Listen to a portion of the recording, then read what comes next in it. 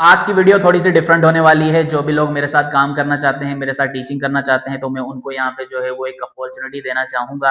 ये मेरी तरफ से एक छोटी-सी एफर्ट है, हो सकता है जो है इस एफर्ट के थ्रू किसी का जो है वो इंटरेस्ट पूरा हो जाए। बहुत सारे लोग जो है वो टीचिंग करना चाह रहे होते हैं। हो सकता है बहुत सारे लोग जो है वो थोड़ा बहुत अर्न करना चाहते हैं साइड में, तो उनको जो है वो थोड़ा बहुत मौका मिल जाएगा। और मुझे लगता है अगर आप यूनिवर्सिटी लाइफ में हो, तो आपको डेफ़िनेटली पार्ट टाइम में कुछ ना कुछ करना चाहिए। और आपको तभी करना चाहिए जब आपका वो काम आपको एटलीस्ट अपना खर्चा निकाल के दे रहा है। आपको अपनी हॉस्टल की फीस जो है वो लेट्स सपोज़ वहाँ से निकल जाती है, या इवन खाने-पीने का खर्चा जो है वो निकल जाता है, और अगर यूनिवर्सिटी की फीस भी निकल जाती है, फिर तो बड़ा अच्छा ही हो जाता है। तो बस एक छोटी-सी एफर्ट है, अगर आप इसमें इंटरेस्टेड हो तो आप डेफ़िनेटली इसमें अप्लाई कर सकते हो। मज़ीद जो इसमें डिटेल्स है वो मैं आपको अभी यहाँ पे प्रोवाइड करूँगा। तो यहाँ पे जो है वो हमें चाहिए ऐसे कैंडिडेट्स जो कि टीचिंग करना चाह रहे हों, इंटरेस्टेड हों। किन-किन सब्जेक्ट्स के लिए सब्जेक्ट्स यहाँ पे आप देख भी सकते हो। इंग्लिश है, मैथमेटिक्स है, बायोलॉजी है, केमिस्ट्री है, फिज़िक्स है, कंप्यूटर है, साइंस हो गया, जनरल साइंस की यहाँ पे बात हो रही है, और पाक स्टडीज़ है। तो इनमें से किसी भी सब्जेक्ट में आप टीचिंग करने में इंटरेस्टेड हो तो आप डेफिनेटली अप्लाई कर सकते हो। ये पोजीशन जो है वो कॉन्ट्रैक्ट पे भी हो सकती है। लेट्स सपोज जो है वो अगर कोई ऐसा प्रोग्राम है जो कि 4 महीने तक चलेगा, 5 महीने तक चलेगा, तो उसमें अगर आपकी जो वो सर्टेन टीचिंग की रिक्वायरमेंट है तो आपको वहाँ पे एक कॉन्ट्रैक्ट दिया जाएगा, आप वो साइन कर सकते हो। या इवन अगर आप जो है वो रेगुलर बेसिस पे भी करना चाहते हो, तो रेगुलर भी हो सकता है कि आप किसी इदारे में जो है वो मंथली अपनी एक सैलरी पे जो है वो पढ़ा रहे होगे। यहाँ पे जो है वो अगर आप इंटरेस्टेड हो ऑनलाइन टीचिंग में, तो भी आपको जो है वो मौका दिया जा रहा है कि आप अप्लाई कर सकते हो। या आप जो है वो फिजिकली पढ़ाना चाहते हो किसी एकेडमी में, किसी इंस्टीट्यूट में, किसी ऑर्गेनाइजेशन में, किसी स्कूल में, तो भी आपको यहाँ पे मौका दिया जा रहा है। आप दोनों के लिए भी अप्लाई कर सकते हो, फिर वो बाद में जब ये पूरा प्रोसेस गुजरेगा तो उसमें जो है वो आपको बता दिया जाएगा।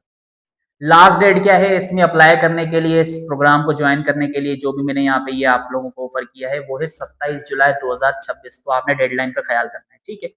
जो सबसे मुश्किल चीज थी इसमें ऐड करने के लिए वो थी एलिजिबिलिटी क्राइटेरिया। मैंने एक चीज नोटिस की है कि आप यहाँ पे देखो, कोई भी एडवर्टाइजमेंट होती है खास करके टीचिंग के लिए, तो उसमें जो मिनिमम रिक्वायरमेंट कही जाती है वो या तो होती है कि आपने बीएस किया हो, या उससे अगर कम भी है तो वो होता है कि आपने जो है वो बीएससी किया हो। बीएससी 14 साल की एजुकेशन होती है, बीएस आपकी 16 साल की एजुकेशन होती है। अब मैंने एक गैप नोटिस किया है कि लेट सपोज अगर आप जो है वो बीएस कर रहे हो मैथमेटिक्स सब्जेक्ट के अंदर, या फिजिक्स के अंदर, या इवन इंग्लिश के अंदर, किसी भी सब्जेक्ट के अंदर आपने पूरा बीएस किया हुआ है, 4 साल आपने स्टडी की हुई है, मान लेते हैं मैथमेटिक्स के अंदर आपने की।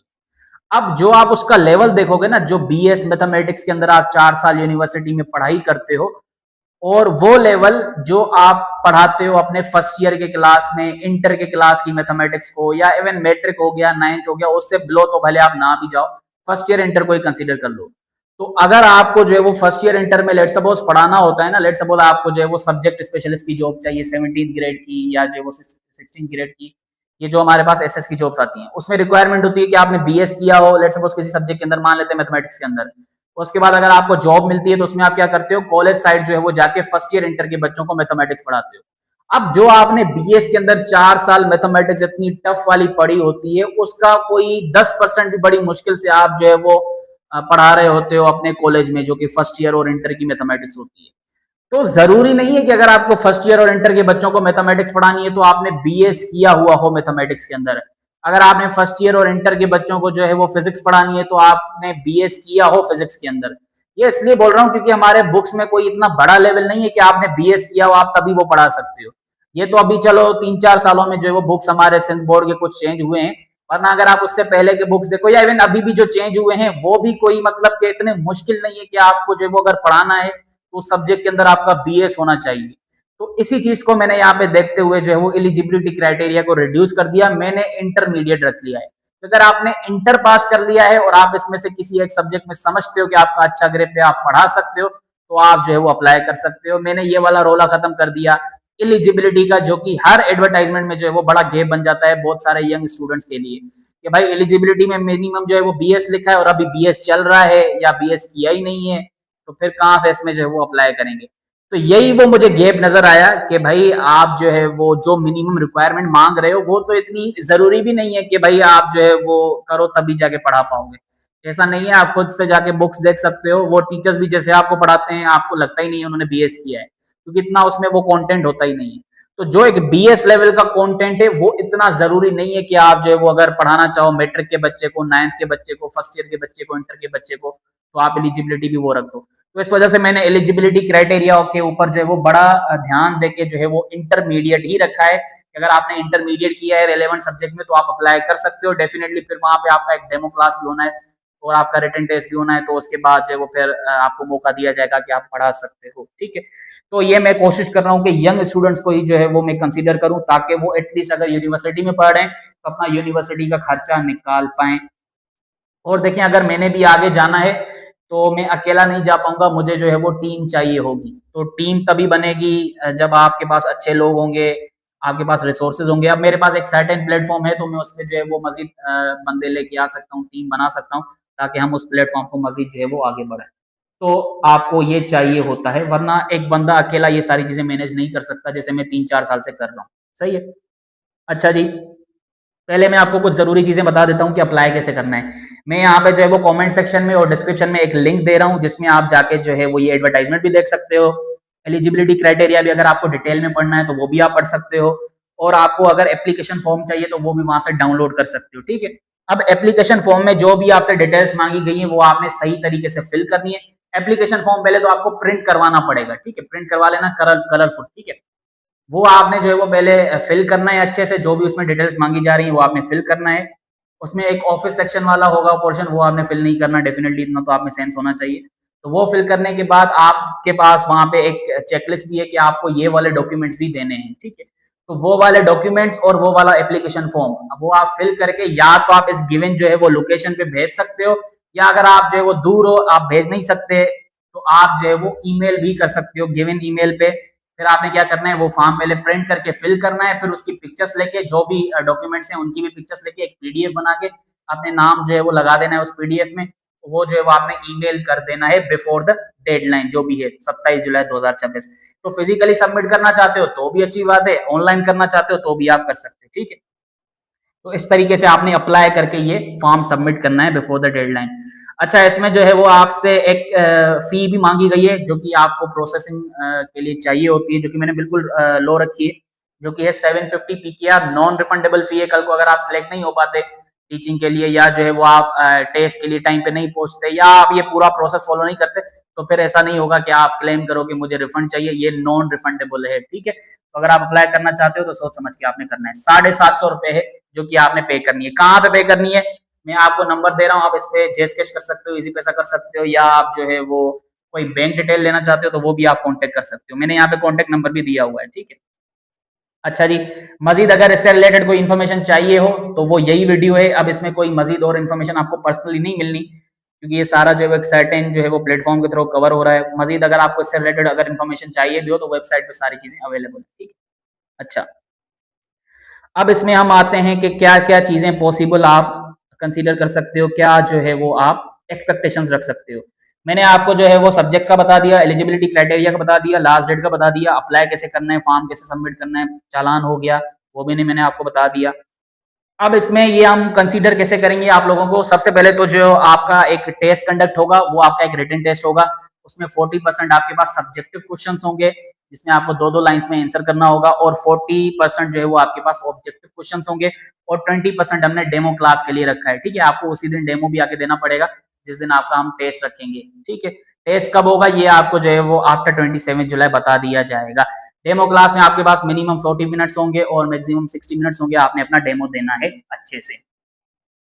ठीक है, तो टोटल 100 जो है वो आपका ये मार्क्स का पोर्शन बन रहा है, 40 सब्जेक्टिव, 40 ऑब्जेक्टिव और 20 जो है वो डेमो का, जिसमें आपका जो है वो पासिंग रेशियो यहाँ पे कंसीडर किया गया है 55, कि आपका मिनिमम 55 होना चाहिए अगर आप शॉर्टलिस्ट होना चाहते हो। ठीक है, टेस्ट लेवल क्या होगा, मीडियम होगा। आपने इंग्लिश में अप्लाई किया है तो बेसिक जो अभी इंग्लिश में पढ़ते हो, रीडिंग कंप्रीहेंशन हो गया, वोकेब हो गया, आपका वर्ब्स हो गया, टेंसेस हो गया, तो इस तरह का आपको जो है वो बेसिक एक मीडियम लेवल पे हर सब्जेक्ट का टेस्ट दिया जाएगा। ठीक है, अच्छा जी, जो भी बच्चे टेस्ट में ये पास हो जाएंगे, शॉर्टलिस्ट हो जाएंगे, उनको फिर एक सर्टेन जो है वो इंटरव्यू के लिए, कॉन्ट्रैक्ट के लिए बुलाया जाएगा, ताकि उनसे डिस्कस हो सके कि वो कंटिन्यू करना चाह रहे हैं। अगर हम उनको ऑफर कर रहे हैं एक सर्टेन लेवल पे तो वो कंसीडर कर सकते हैं। ठीक है, रिटन टेस्ट कब होगा, रिटन टेस्ट होगा आपका 16 अगस्त को। ठीक है, इंटरव्यू कब होगा आपका?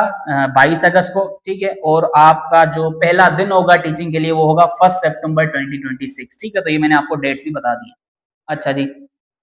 अब इसमें कुछ बच्चे ऐसे हैं, जैसे कि जब मैंने ये एडवर्टाइजमेंट शेयर की थी, क्योंकि मैं ये ऑलरेडी शेयर कर चुका हूँ, एडवर्टाइजमेंट वीडियो भी बना रहा हूँ, तो बहुत सारे बच्चों का यही पहला मैसेज आया, सैलरी क्या होगी। तो भाई सबसे पहले याद रखें, आप कहीं पे भी काम करते हो वो आपको सैलरी तभी देते हैं जब आपकी वजह से उनके पास जो है वो कुछ अमाउंट आ रहा है। मतलब लेट सपोज अगर आप चाह रहे हो कि भाई मैं आपको 50,000 सैलरी दे दूं, तो आप मुझे रिटर्न में क्या दे रहे हो? देखें भाई, अगर आपकी वजह से कोई भी इदारा, कोई भी ऑर्गेनाइजेशन 1 लाख रुपया कमा रही है, तो उसको कोई फर्क नहीं पड़ना, वो आपको सैलरी 50,000 60,000 दे देगी। फॉर एग्जाम्पल, आपकी वजह से मैं 1 लाख कमा रहा हूं, तो मुझे आपको 50,000 सैलरी देने में कोई फर्क नहीं पड़ेगा। अगर आपकी वजह से मैं जो है वो 2 लाख कमा रहा हूं, तो मुझे आपकी सैलरी 1 लाख रखने में कोई फर्क नहीं पड़ेगा, क्योंकि आप मुझे वैल्यू दे रहे हो। तो जब तक आप जो है वो सामने वाले को एक रिटर्न में नहीं दोगे, तब तक आप एक्सपेक्ट भी नहीं कर सकते। एक और चीज, अपना लेवल बढ़ाएं। यहाँ पे मेरे साथ जो है वो बहुत दफा ऐसा होता है, बहुत सारे दोस्त बोलते हैं कि भाई हमें ट्यूशन लेके दो, पढ़ाना है, थोड़ा बहुत अर्न हो जाएगा। तो मैंने कहा ठीक है भाई, आप बता दो आप क्या सब्जेक्ट पढ़ाओगे। तो बोलते हैं कि मैं इंग्लिश पढ़ाऊंगा, मैथ पढ़ाऊंगा, बायो पढ़ाऊंगा और 8 की पढ़ा सकता हूँ, मैट्रिक तक चलो मैं पढ़ा सकता हूँ, मैट्रिक तक बोल। अरे भाई, आप मैट्रिक तक पढ़ाना चाहते हो और आपको सैलरी चाहिए 40,000 50,000, आप अपना लेवल क्यों नहीं अप करते? आप फर्स्ट ईयर की पढ़ाओ, आप इंटर की पढ़ाओ, आप यूनिवर्सिटीज के एंट्रेंस टेस्ट पढ़ाओ, आप यूनिवर्सिटी के कोर्सेज पढ़ाओ भाई। तब जाके आपको जो है वो अपनी ये पसंद की जो डिमांड है आपकी सैलरी की वो मिलेगी ना। या अगर आप कहीं इदारे में काम कर रहे हो और आप चाहते हो वहां पे आपकी सैलरी जो है वो 50,000 हो, तो भाई पहले आप उसको ये फील करवाओ कि आपकी वजह से वो 1 लाख कमा रहा है, तभी आप उससे 50,000 मांग रहे हो। बाकी अगर आप जो है वो सैलरी मांग रहे हो 30,000 और आपकी वजह से मेरे पास ना कोई स्टूडेंट आ रहा है, ना कोई जो है वो एक मजीद इंप्रूवमेंट हो रही है, कोई मैं आपकी वजह से जो है वो ग्रो नहीं कर पा रहा, तो फिर मैं आपको कहां से सैलरी दूंगा भाई? अपनी जेब से तो नहीं दूंगा ना, उसी सिस्टम से दूंगा जिस सर्कल में हमारे पास जो है वो रेवेन्यू आ रहा होगा। तो ये चीजें आपको समझने की जरूरत है। ऑल्दो मैं ये वाला चूरन भी नहीं दूंगा कि आपका एक्सपीरियंस होगा अगर आप जो वो 15,000 में पढ़ाओगे, 10,000 में पढ़ाओगे, 8,000 में पढ़ाओगे। मैं ये चूरन कभी भी आप लोगों को नहीं बेचता। मैं तो हमेशा कहता हूँ कि अपने स्किल्स को सेल करो। अगर आप अच्छा पढ़ा लेते हो तो भाई फ्री में ना पढ़ाओ, आप जो है वो ट्यूशन दे दो। अगर आपको कोई काम आता है तो कोशिश करो वो फ्री में किसी को ना करके दो, उसके पैसे लो, उसके चार्जेस आप रखो। अपने स्किल्स को सेल करोगे तभी आगे बढ़ोगे, वरना जिस स्टेट में अभी भी हो उसी में रहोगे। और बहुत सारे लोग अपनी स्टेट से खुश नहीं है, जो भी वो प्रेजेंट हालात में हैं। सो ये एक मेरी तरफ से छोटा सा एफर्ट है। अब अगर आपको बेहतर लगे तो आप जो है वो कंसीडर कर लेना, वरना कोई इशू नहीं है। मैंने आपको सारी चीज़ें जो है वो डिटेल में बता दी हैं। फिर भी कोई मसला हो तो कमेंट सेक्शन में पूछ लेना, कांटेक्ट कर लेना, ठीक है। विजिट करना चाहते हो ऑफिस तो विजिट कर सकते हो, लोकेशन मैंने आप लोगों को दिया हुआ है। अगर आपको मैं ऑफिस के टाइमिंग्स बताऊं तो ऑफिस टाइमिंग फिलहाल जो है वो जून जुलाई में आपका एक ही दिन होता है, जो कि है मोस्ट प्रोबेबली ट्यूसडे या थर्सडे। लेकिन फिर भी आपको मैं चाहूंगा कि आप मुझसे कॉन्टेक्ट कर लेना अगर आप मिलना चाहते हो, तो ही फिर जो वो चीज़ें हो सकती हैं, ठीक है। अच्छा, अब इसमें यह है कि आप पढ़ाओगे क्या क्या नहीं पढ़ाओगे, ये सारी चीजें टेस्ट के बाद होंगी। जब आपका इंटरव्यू होगा तो उसी दिन आपको बताया जाएगा, पूछा जाएगा कि अब आप क्या पढ़ाना चाहोगे। फर्स्ट ईयर के बच्चे को पढ़ाना चाहोगे, इंटर के बच्चे को पढ़ाना चाहोगे, क्या आप ये चीज पढ़ा सकते हो या नहीं, आप ये चीज पढ़ा सकते हो या नहीं। तो फिर उस हिसाब से आपकी जो है वो सैलरी भी ऑफर हो सकती है, कॉन्ट्रैक्ट एक सर्टेन ऑफर हो सकता है, ठीक है। तो ये है करियर अपॉर्चुनिटीज कुछ मेरी तरफ से। अगर आपको लगे कि आप जो है वो कुछ मुझे वैल्यू दे सकते हो जिसके रिटर्न में मैं आपको जो है वो एक सर्टेन वैल्यू प्रोवाइड करूं, तो डेफिनेटली आप इसको कंसीडर कर सकते हो, ठीक है। एक और चीज मैं एड ऑन कर लूं कि अगर आप एक से ज्यादा पोजीशंस के लिए अप्लाई करना चाहते हो तो आपको फॉर्म भी एक से ज्यादा बार जो है वो सबमिट करना पड़ेगा। अगर आपने इंग्लिश में अप्लाई किया है तो आप इंग्लिश का फॉर्म एक दफा फिल करोगे, उसका चालान पे करोगे, सबमिट करोगे। अब अगर आपको पाक स्टडीज में भी अप्लाई करना है, साइंस में भी अप्लाई करना है, तो फिर उसका अलग से जो है वो फॉर्म होगा, अलग से चालान होगा। क्योंकि भाई अगर आप एक ही फॉर्म में इंग्लिश भी लिख दोगे, साइंस भी लिख दोगे, तो हम टेस्ट कैसे कंडक्ट करेंगे? हम दो दो टेस्ट जो है वो एक ही फॉर्म पे नहीं कर सकते ना, कि भाई एक कैंडिडेट जो है इतने सारे टेस्ट जो है वो देना चाह रहा है। तो अगर आप जो है वो एक से ज्यादा पोजीशंस में इंटरेस्टेड हो तो आपको फॉर्म भी जो है वो एक से ज्यादा बार पे करना पड़ेगा, चालान उसके लिए फॉर्म अलग से सबमिट करना पड़ेगा, उसके डॉक्यूमेंट्स भी अलग से अटैच करने पड़ेंगे, ठीक है। तो ये आपको पता होना चाहिए। अब एक और चीज है जो कि मैंने अभी बहुत जल्द जो है वो पब्लिकली इंट्रोड्यूस करनी है। फिलहाल मैं आप लोगों को बता देता हूँ कि अब से जो है वो हमारे जो भी क्लासेस हैं, जो भी अपॉर्चुनिटीज हैं, वो सारी जो है वो एक पोर्टल पे होने वाली है। अपना इंस्टीट्यूट का पोर्टल होगा, हम किसी दूसरे ऐप पे जो है वो अब रिलाय नहीं करेंगे। बहुत सारे जो है वो सिक्योरिटी रीजंस थे, हमारे जो है वो लेक्चर्स हो गए, वर्कशीट्स हो गए, कोई और मटेरियल होगा वो आउट हो जाता था। तो अब उसी को सिक्योर करने के लिए हमने अपना ही एक प्लेटफॉर्म बना दिया है। उस प्लेटफॉर्म पे हमने एक जो है वो डिपार्टमेंट रखा है जिसका नाम है केयर सेंटर। केयर का मतलब क्या है, CARE जो है वो इसकी स्पेलिंग है। केयर का मतलब है career advancement and resource exchange centre. अब इसमें होगा क्या, अगर आप जो है वो इसके मेंबर हो, इसमें आप जो है वो रजिस्टर्ड हो, क्योंकि ये फ्री में नहीं होने वाला, इसके पीछे बहुत सारे लोगों की मेहनत होगी, तो उनको क्या कहते हैं, अकोमोडेट करने के लिए, उनको फैसिलिटेट करने के लिए, इस चीज को मेंटेन करने के लिए हमने एक सर्टेन चार्जेस रखे होंगे।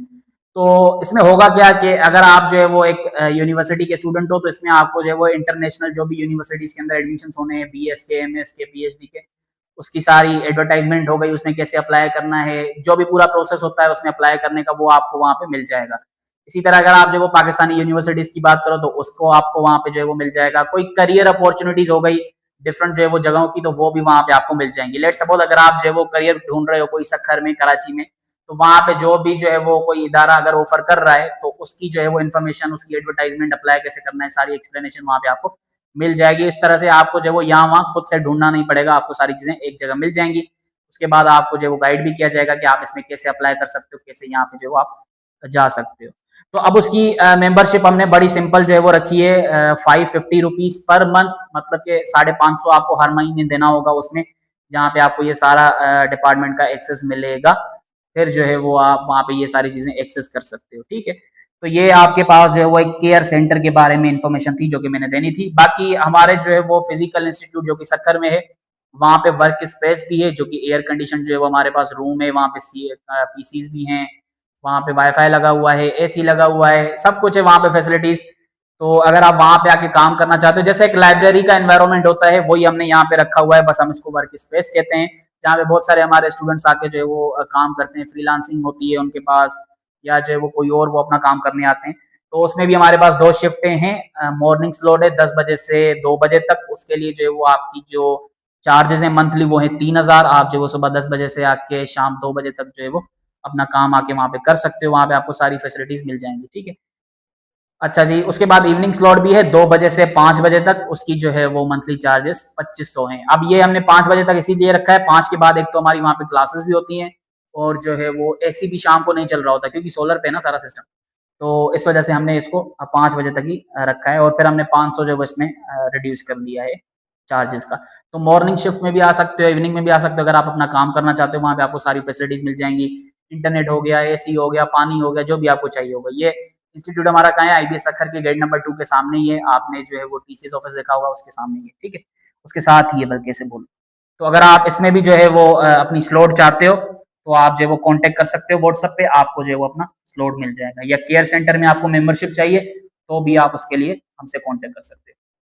तो ये कुछ चीजें हैं जो कि मैं अपनी तरफ से कोशिश कर रहा हूँ कंट्रीब्यूट करने के लिए, और भी लोगों को अपने साथ जोड़ने की कोशिश कर रहा हूँ, ताकि एटलीस्ट जो डेली लाइफ है ना, बस वही बेहतर गुजरे। भाई इस गर्मी में आपके पास AC होना चाहिए, आप अच्छा खा पी लो, आपके पास इतना होना चाहिए कि अगर आप कहीं बाहर जा रहे हो तो वहां पे एक बिल जो है वो आप पे कर सको, अफोर्ड कर सको अपनी जो भी चीजें हैं। That's it. अभी जिस तरीके के हमारे मुल्क के हालात है ना, यहाँ पे अब गाड़ी का ख्वाब रखना, घर बनाने का ख्वाब रखना बड़ा मुश्किल ही है। अगर आप घर बनाने की कोशिश भी करोगे, तो पता नहीं कितने लोग आएंगे जो कि वो आपके घर को जो है वो तोड़ देंगे, फिर आपको दोबारा से बनाना पड़ेगा। तो हो सकता है कोई फिर एक पॉइंट है जहां पे आप फाइनली बना भी लो। इसी तरह अगर आप जो वो गाड़ी लेना चाहोगे, उसके लिए आप कुछ जमा करना चाहोगे, कहीं ना कहीं आप फिर कहीं ऐसी जगह इन्वेस्ट कर दोगे, कुछ ऐसा हो जाएगा, आपकी जो है वो सारी जो भी सेविंग होती है चली जाती है, आप फिर गाड़ी नहीं ले पाते। तो आप कुछ भी कर लो, घर में कोई एक बड़ा मसला आ जाता है, एक सर्जरी आ जाती है, आपकी सारी सेविंग उड़ जाती है। लेट सपोज आपने अपनी जिंदगी भर में 50 लाख रुपया जो है वो जमा किया हो, और अगर आपके घर में कोई ऐसी जो है वो सर्जरी आ गई आपके किसी रिलेटिव को, आपको खुद को, जहाँ पे आपको जो है वो ये देखोगे कि जो भी आपकी जिंदगी भर की सेविंग थी वो आपकी चली जाती है एक ऑपरेशन के पीछे, एक सर्जरी के पीछे। तो कोशिश करें कि अब जो डेली लाइफ है बस आपकी, उसी को बेहतर गुजारते रहें, अपना प्रेजेंट एंजॉय करें। उम्मीद पे दुनिया कायम है, उम्मीद रखें, कुछ बेहतर लिखा होगा जिंदगी में तो वो कहीं ना कहीं हो ही जाएगा। सो आई होप आप लोगों को मेरी एफर्ट जो है वो पसंद आएगी। फिर भी अगर आपको कोई सवाल हो, कोई कंफ्यूजन हो, तो आप डिस्कस कर लेना, कमेंट सेक्शन में पूछ लेना, या फिर जो है वो आप कांटेक्ट कर लेना, मैं आपको आंसर करूँगा। So this is all about the career opportunities, care centre और वर्क स्पेस के बारे में जो बताना था। फिर जो है वो इससे रिलेटेड अगर मजीद कोई और चीज़ होती है तो मैं डेफिनेटली आप लोगों को गाइड करूँगा। सो आज के वीडियो में जो डिफरेंट वीडियो था इतना ही। अल्लाह।